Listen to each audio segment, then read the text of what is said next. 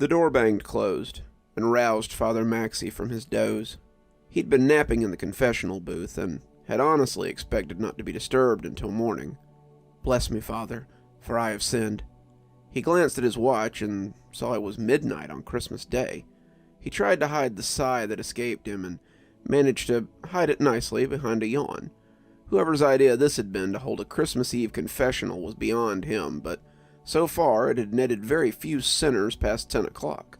Father Maxey had so far spoken to 2 drunks, parishioner Matthew, who believed that folding his sister's underwear was a sin, and a pervert who wanted to breathe heavily until he left a sinful mess in the box. Maxey had hoped the pervert would be the last, but this man had come in and ruined his celebration. "Father, are you there?" "Yes, my son," he said in a strained voice. "Speak your sin and I'll listen. This night I did break into a house without consent." Father Maxey nodded. He was often privy to crimes, both the black and the less serious. He'd heard more than one good Catholic who'd admitted to coveting his neighbor's flat screen this week. He usually kept such sins to himself, but last year, when that crying man had admitted to defiling all those children, he'd been forced to go to Detective O'Shaughnessy, another good Catholic. Sins were one thing, but Father Maxey was not the sort of priest to let child molestation continue, as the diocese could attest. This fellow, though, would likely be sent on with a few Hail Marys and a Merry Christmas. "Very well, my son. 12 Hail—" "I'm not finished, Father. I can't go to the police with this story, and I know that you've always been a good boy who will know what to do with this information." Good boy. That phrase took him back a little. Father Maxey, a priest well into his 40s, hadn't been a boy in many years. "Continue, my son. I will listen." "Well, I came in, I went to the tree, and began my work. I was half done, and there were so many presents, you understand, when I heard a noise upstairs. I ignored it at first. With 3 children in the home, someone was likely to be a light sleeper, but as I worked, the noise became louder. I finally recognized it for what it was, and the sound made me curious and a little worried. It was a child who was crying." Father Maxey leaned closer to the rectangle grate at the confession booth. Despite the hour, the stranger's story had drawn him in. Through the shadowy hole of the confession booth, Father Maxey could see an old man with a white beard and a bald head. He had a cap in his hand, and a garish red coat that looked damp with snow. Though his eyes were downcast, Father Maxey could tell that he was crying. There was a smell in the booth again, something detectable only as an afterthought. Peppermint, maybe, with an underlying smell of horse stall or barn floor. I went upstairs to have a look. Sometimes I do happen upon scenes of a less than cheery nature, and I thought I might do some good for a needy child. When I reached the landing, I immediately knew that something was wrong. A dog was slumped at the top of the stairs. I thought he was sleeping at first, but when I touched him, his head flopped to the side to show me that his neck was broken. Rascal was never a very good watchdog. I'd given him treats more than once to quiet him while I was there, and his friendliness had finally gotten the better of him. Then I heard the noises again and turned my attention to the children's room. Maxey was silent on the other end of the grate, held fast by the stranger's story. He told his tale as though it was an episode of Law and Order, and as he spoke, Maxey almost felt as though he were there with him. He could see Rascal, a mutt with some German shepherd roots, lying on the floor with his neck snapped, and his friendly face still set in that eternal grin of slackening realization. The landing was dark, a nightlight spilling out the only light to be seen as the Christmas tree stood cheery sentinel below. He heard the whimper from the darkness, and turned his eyes toward the cracked door halfway down the hall. How was the stranger doing this? I crept, not wanting to spook anyone, if The child was just having a nightmare.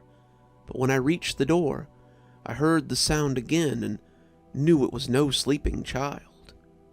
The sound I heard was waking terror, the fear too dark to vocalize, and now its owner must suffer in crippled silence as the monster falls upon him. I pushed the door open, not caring who heard, and found myself inside an abattoir. The room, you see, was small but big enough for 3 boys. 3 beds, each a different color and each with the boy's name stenciled on the front, stood in a line. The other half of the room was free for play. The floor was clustered with toys and games. 2 of the beds were occupied, but not with happy, smiling boys like I'd seen before. Some nights when I visit, I would peek in on them and see what dreams their faces painted. Each of them had always been a fresh canvas, a fine boy with Christmas morning prancing in his dreams. But tonight, it was very different. He fetched a deep sigh, and Maxie was afraid he might stop. He was invested now. He needed to know how it ended, no matter how terrible. Tonight, I saw that 2 would never dream again. Their blood was a garish red as it soaked into the sheets. Maxie gasped, unsure what sort of confession this was becoming, but knowing it was like to be terrible. These 2, however, were luckier than the 3rd. They'd been cut before they woke, and thus had expired without knowing the terror the 3rd now lived in. They were too old, you see. The monster I had interrupted only preyed upon the youngest of lambs. When I opened the door, I had inadvertently stumbled upon the blackest of tableaus. One was a child in flannel pajamas, smiling superheroes looking on in frozen acceptance from his top, as blood oozed from one arm, which he had raised to defend himself. The other, the object of his fear, was a haggard man dressed as Kris Kringle. His coat and face were red with blood. His beard was matted with it as though he'd been chewing someone up just seconds before, and over his head was held a long knife, poised for the kill. He paused a moment as though to draw strength, and Father Maxie pulled in a frantic breath, his rapture too deep for breath. Another pause. "Forgive me, Father, for I have sinned.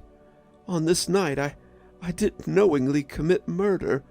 I knowingly crushed that man's skull against the frightened child's headboard, and I cannot say that my act was only to save that child. I felt wronged, blasphemed against. That he would take my image to inspire such fear was, to me, monstrous. There, I've also committed idolatry, I suppose. I compared myself to God, of whom I am a so-called saint of. I suppose my crimes and my sin are threefold, then. But I would do it again, to remove such a monster from this world, before he could hurt another child." His words moved the priest, but also convinced him. Was this man crazy? Had he really been a home invader turned savior, or was he... "What is your name, my son?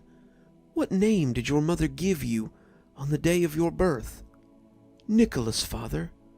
I am called Nicholas." Father Maxie felt it hard to speak. His throat was tight with tears, and his mind was a stranger to him. "Given the circumstances, my son, 12 Hail Marys should do it. You may say them on your way, for you have a long night ahead of you, if I'm not entirely mistaken." "I do, Father," the man almost cried. When he faced the mesh rectangle, Father Maxie could swear that he felt a warmth radiating through it. For just a moment, he felt filled with a spirit he hadn't felt since he was a child. It was as though all those years and all those miles had been erased, and he had received a portion of his faith back this Christmas Day. His night was far from over, though. He heard the man leave the booth and felt moved to catch a glimpse of the old saint. much like the child he had been once, a child who had sat atop the stairs with his brother Aaron and waited all night to catch a glimpse. He wanted to see the man, to prove to himself that the Christmas spirit was flesh and magic. He threw the curtain aside, his face awash with rosy glow, but there was no jolly saint before him, no reindeer sleigh, no bag of toys or cheery elves, only a shivering, tear-streaked boy draped in a red coat. He had a large cut on his arm, just as the man had said he would, but was otherwise unharmed, for someone who would turn out to be the last victim of a serial killer called the Yuletide Carver. He'd killed 6 families that year, all of them killed in their beds, with the youngest child saved till last, before being brutally murdered.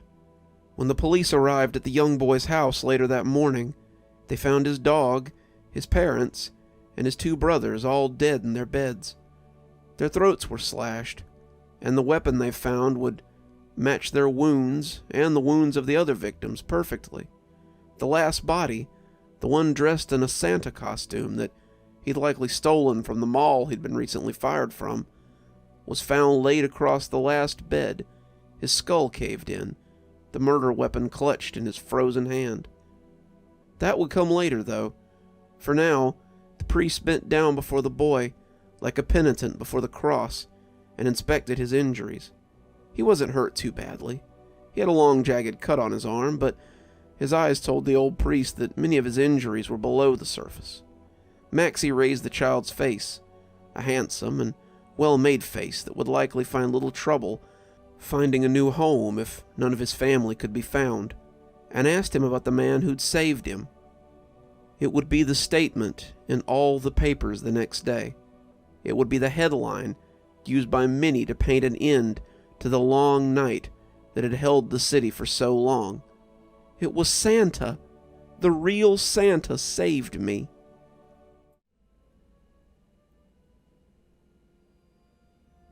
Good evening, everyone. It's me, Dr. Plague. Thank you so much for joining me for tonight's story. If you enjoyed tonight's story and you haven't already, why not go ahead and subscribe? Maybe hit that notification bell so you don't miss any of the spooky things that we do here. While you're here, maybe go ahead and give that video a like and drop a comment. I like it when people comment. If you're not too spooked and you think you might can handle a little more, why not go ahead and click on one of those other videos that's about to pop up? Maybe check out one of our playlists. There's quite a few. If you'd like to support the channel more monetarily, I'd suggest maybe you go pick up a copy of my latest book. There's a link below.